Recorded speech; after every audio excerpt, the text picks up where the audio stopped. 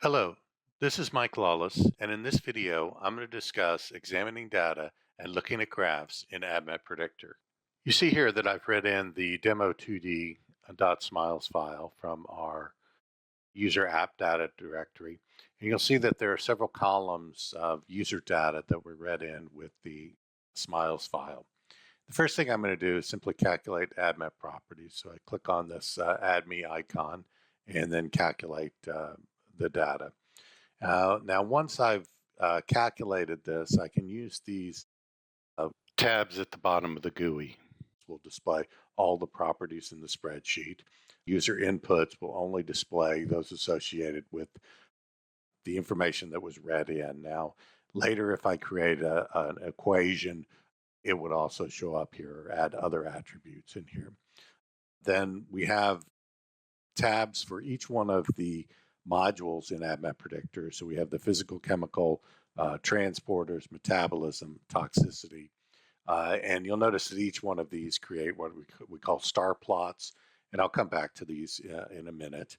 Then we have the simulation tab, which if you click here, it's going to prompt you, tell you that you haven't calculated these properties and ask you if you want to calculate them now. And I'm just going to skip that. The descriptors are under the descriptors tab, and there's over 300 descriptors that are used to build the models. Then if you have any user models defined, which I have a few here, they would be under the user models. Risks, these will be the ADMET risks, including the ADMET risk, absorption risk, SIP risk, mute risk, etc., along with the rule of 5. And then I have a couple custom tabs, which I'll discuss later on in this video and show you how you can customize these tabs. Okay, so now let's discuss kind of rearranging columns within ADMET Predictor. First thing I'm going to do is make a little bit more room for the spreadsheet itself. So I'm going to take the spreadsheet controls and hide them. Also, I'm going to hide the graphs over to the right so that we'll have more area for the columns themselves and the data. So let's say I just want to take the S plus SW column, which is our aqueous water solubility model. I can just grab onto the header and then move it over here to the first column next to the identifier. Okay, so now that I've moved this next to the identifier, it will stay there as long as I'm in the PhysChem tab. If I switch to the user inputs and then back to the PhysChem, the column will be displayed in its original position. You'll notice that there's a dark black vertical line here. That is called the pin line. Anything left of that will always show up in that same position no matter what tab you're in. So if I want the aqueous water solubility column to always be displayed no matter what tab I'm in, I can go over and I can pin it. So here I'm just going to go over and right click on the column header and then select pin column. That will move it over to the left of the bold line. Now, no matter what tab I'm in, that column will always be displayed in that same position. Now, also, you'll notice that there's a little bit more information here in the S plus SW column, and that's the uncertainty estimates for this. We also added a new feature recently where under the View tab, you can go into Resize Columns and fit all cell data. Now, when I do that, it increases the size of the column so that everything in it will be displayed no matter where I am in. We can also rearrange columns under the using the Arrange Columns dialog box. So that's under the View columns. I also use Control-Alt-V to bring up this dialog box. Now here we can take any of the displayed columns and rearrange them. So let's say we want log P and log D up near the top next to S plus SW. We could also add other columns from other modules or descriptors over into the displayed columns and then rearrange them here. So I'm just going to use the S plus log P and S plus log D columns. And when I click there, you'll see that they're moved over. Now, you will also notice that they are to the right of the pin line. If I want those columns pinned, I can right click here and set the pin line here. Now I can switch tabs and I'll always have those columns. Now, if you want if you want certain columns to be in a certain place, you can create a custom tab. So that's obtained by clicking on the customize tab down here at the bottom. And I've already got a couple defined.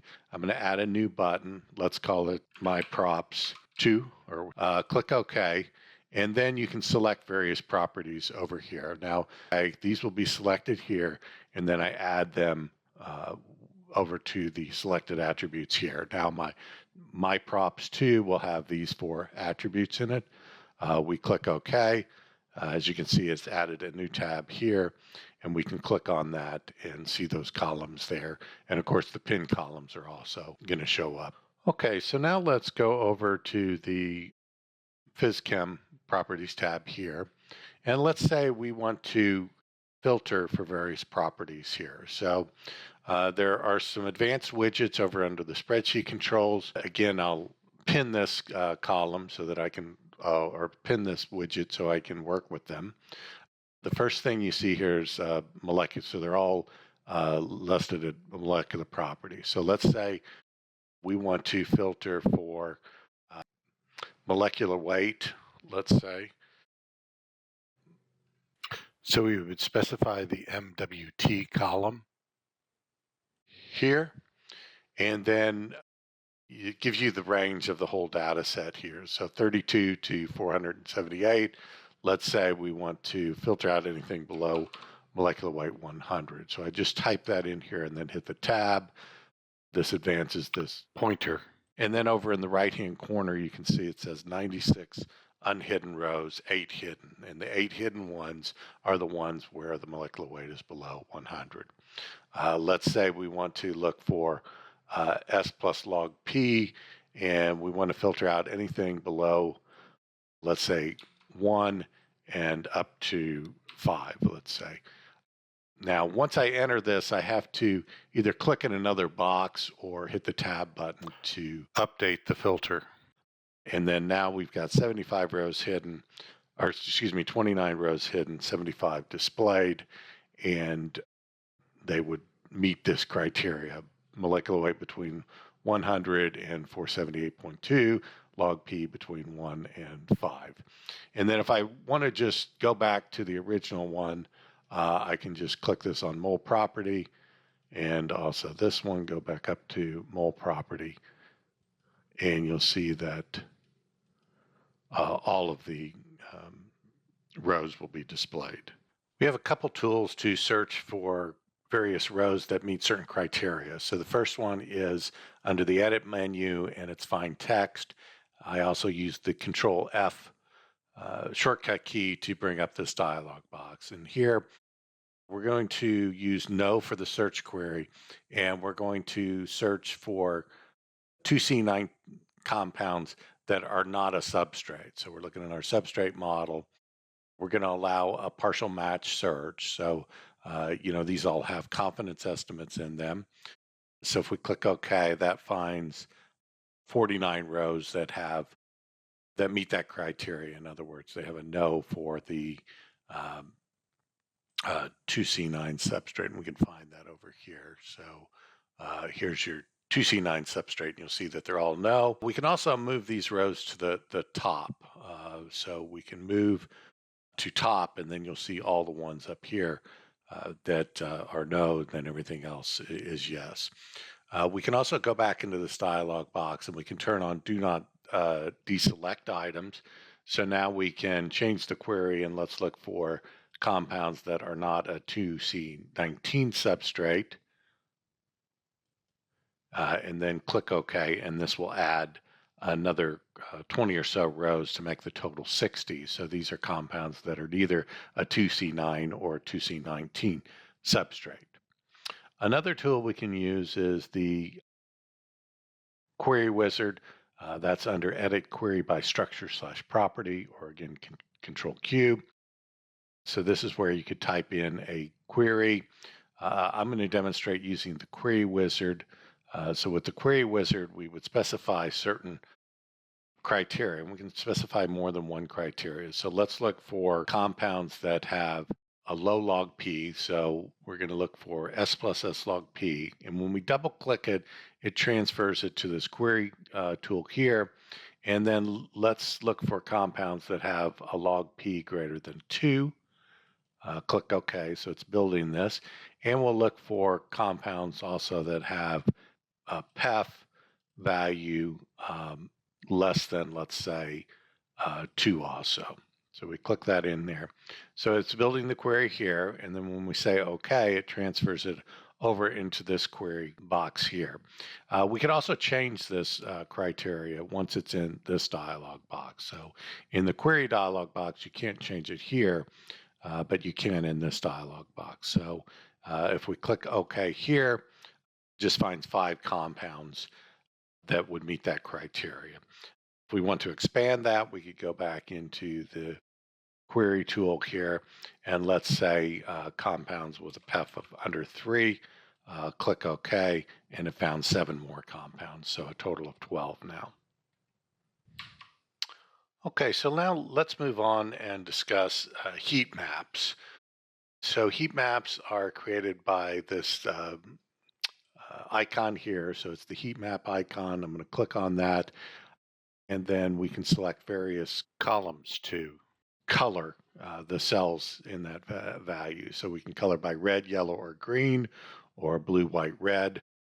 So the default is red, yellow, green. So low values are red, medium values are yellow, and high values are green. And it's a continuous spectrum there. Now, if we want to do, this will only work on what columns are displayed. So I'm in the Metabolism tab. Let's go to the All tab, click on the heat map icon, check all. So we're going to select every column here, and then just click OK, and you'll see that it's highlighted those columns. So let's look at the molecular weight here, or the formula weight column. If we click once, this will sort the column in ascending order. So the low value, 32, is red, and then if we scroll down to the very last one, the highest value is green. Now, if we want to reverse that, say we want low values green and high values red, we could right click on this column header and then set the color direction to descending. Now your low values are going to be green and your high values are going to be red. Note that this will also color text column types. For instance, CYP1A2 inhibition, the no's here are colored red and the are colored green. You could reverse that also. Now, if all of the values for a specific column the same, then it won't do any coloring. So let's say we find all the no's for 1A2 inhibition. So let's click here and go to the 1A2 inhibition. Okay, and that selects those. Now let's say we want to hide those. So under the View menu, we'll go Hide, Unhide, Hide Selected. Now you see that this column is white because all of the values in that column are the same. Now you noticed after I calculated properties, these star plots showed up. So I'll briefly go through what these star plots are. There's a file in the user app data directory that defines what star plots will be created and what the properties of those star plots will be. So it's a customizable file that you can turn off various star plots. So let's look briefly at the CYP substrate. So if I hover my mouse within that wedge there, it will tell me what that wedge pertains to. So this is CYP2C9 substrate, 2C19. This yellow value, which is much smaller, is 2D6. And it's simply the length. For this is a binary model. It's either yes or no. So no is a very short wedge, and yes is a wedge that's full length there. We can right click on this and we could modify this plot if we wanted. Now, we would just modify it for this session. but we could, color a specific one, change the color of these, and do various attributes here. If we look over at the SIP clearance value, you see that the SIP rat liver microsomal clearance is in log units. So let's take a look at how that's defined. So the rat liver clearance here, it's a fixed value, minimum and maximum 3.5, and it's defined on the log scale. And the reason we do that is to just allow this to go across various spreadsheets. So it's an absolute scale from 0 to 3.5. If we go over to the PhysChem tab and we look at something like uh, molecular weight, this is relative to this particular spreadsheet. So the lowest molecular weight is 236, or excuse me, 71, and the highest is 45, as seen there in the brackets. And this one is 236, and that what determines the length of the wedge. So if we change something to, say, let's log p, this is kind of an intermediate value. But if we sort and we find the smallest log p, you'll see that that is a very short wedge. If we filter the other way so that the highest log p value is up here, you'll see that this is the longest wedge there. We can right click on a particular attribute and say insert column and insert a star plot, and then we can specify what we want to plot on that. So let's plot absorption risk, and then let's have that as red, and then click OK. So that will add the absorption risk. Let's look at for compounds that have maybe an aliphatic amino acid. I believe that's what that descriptor is. Again, we can click on that.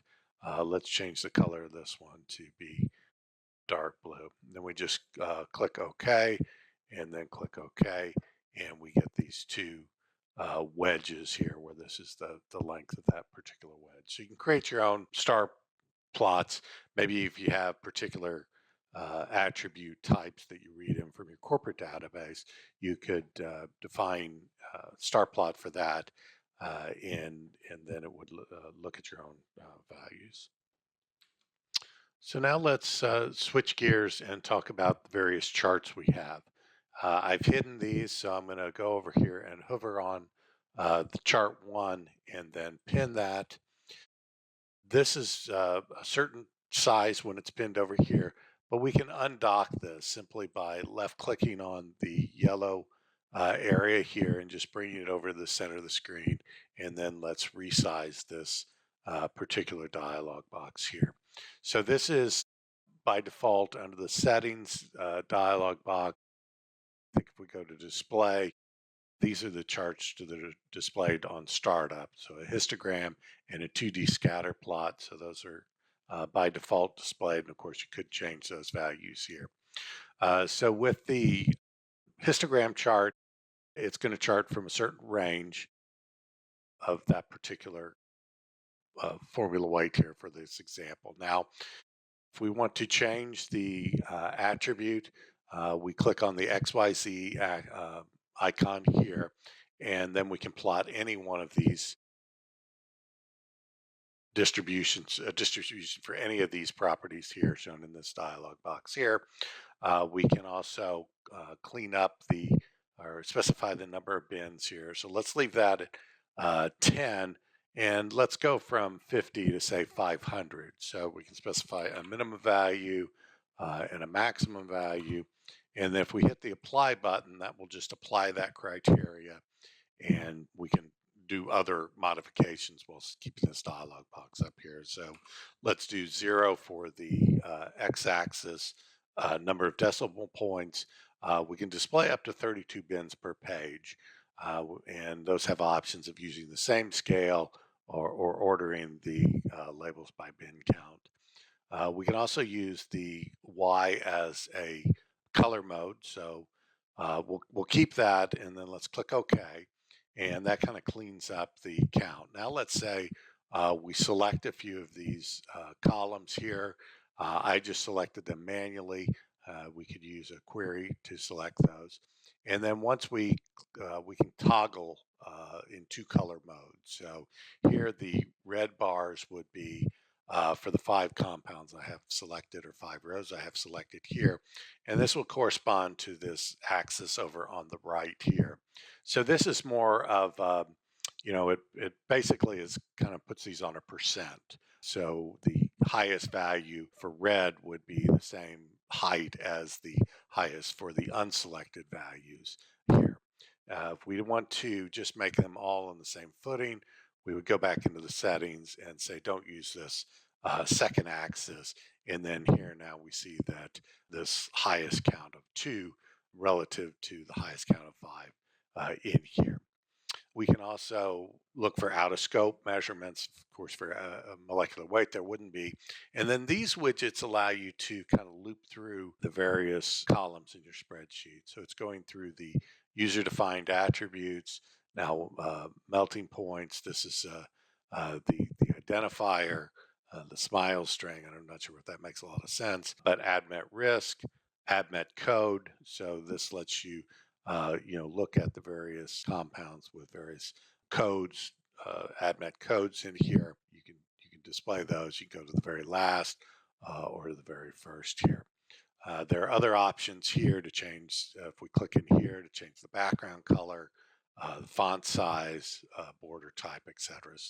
And then finally, we can export this dialog box. So the default is just to save it in the clipboard. This will allow you to then paste it into another program. We could export it into a file. That would export actually the values within the spreadsheet. If we change to text data, we would export the values for the X and Y axes here. Now, if we want to dock this back in, we again left click on the column title. Now the default is kind of to go over on the right hand side, so that'll get us back to where we started here, and then we could unpin that so it would hide that. Now let's take a look at chart 2. Again, I'll hover over it, and then let's undock it and again resize it for what we want. I'm going to show all the rows. I'm going to go view, hide, unhide, and then unhide all so that everything is displayed in here. Here we're plotting the experimental log P versus the molecular weight here. Again, we can change that to specify our X and Y axis.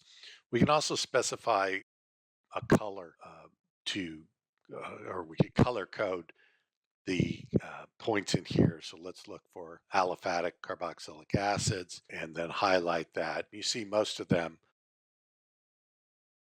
are red points, but the green points here will have a carboxylic acid in them.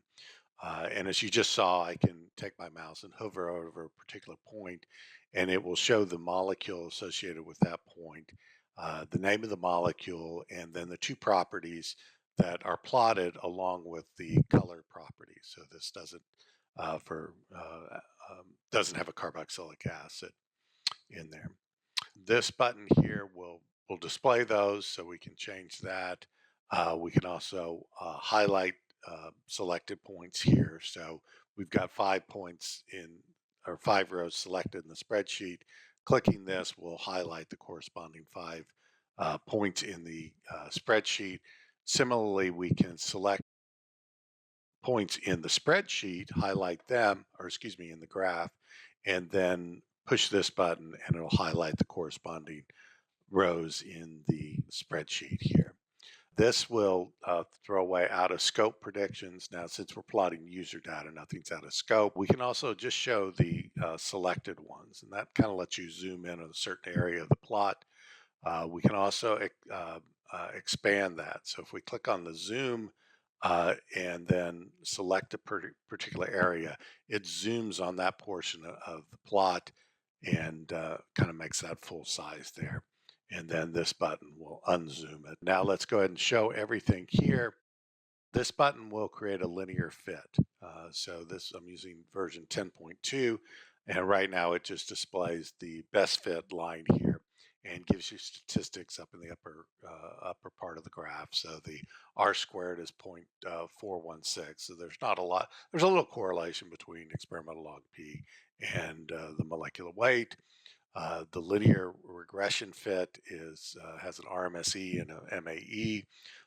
The best fit line has a slope, uh, kind of not close to 1 here, and an intercept at minus 1.4. There's 104 points showing. And then these two RMSE and MAEs are kind of based on the actual values from the two axes, whereas this is the RMSE for the best fit regression line there. And then again, we can use this widget to go to the next value. So here it's changing the x-axis you see here. So this value down here keeps changing. If I hold the control button down, then the y-axis changes. So you can kind of loop through the various column types and plot them on this plot here. So another way to put this graph up instead of using the controlling it and placing it in a certain position is to go into the view dock charts into main window. And I use this a lot if I've kind of lost the graphs. If you can close these or you're not sure where they're showing on the screen, you can go into view dock charts in main window. And then let's just talk briefly about some of the other charts we have. So if we go under data, add new chart, we can create a 3D chart here. So again, we would click OK, and this appears along with the 2D. So here to undock this, I could just grab on left click on chart 3 and drag it over, and it would show these values here again. And then we could again plot this. So molecular weight, instead of log P, let's go under our predicted S plus log P, and then say maybe for the third axis, plot the aqueous water solubility here. And let's use that as a log value here, and then click OK. And so this plot you can turn by using your right mouse button. Will turn in this direction, also along the kind of the x-axis here. The left mouse button will kind of move this around in there, and then the wheel will zoom in on various plots here. And you can also, again, hover over or click on a button on a point, and it'll bring up the image of the structure and then the values for exactly what you're plotting there. So if I double click, that will put it back up. Then we have other chart types. A bar plot is similar to a histogram, except the bar is on the y-axis. And then you also have a confusion matrix. So we would use this maybe if we're building a binary classification model and we want to create a predicted versus actual confusion matrix for that. And that'll also show the statistics for everything. Now, in order for the confusion matrix to work, both of the columns that you select have to have similar attributes. So they both need to say no, for example, as a class, so you can't have 0 for one column and no for the other column. That won't work there. So it does, if you have trouble with those graphs, that may be the problem. This concludes the video on data and graphing in ADMET Predictor. I want to thank you for watching. My name is Mike Lawless. If you have any questions, just please send me an email. Thank you. Bye for now.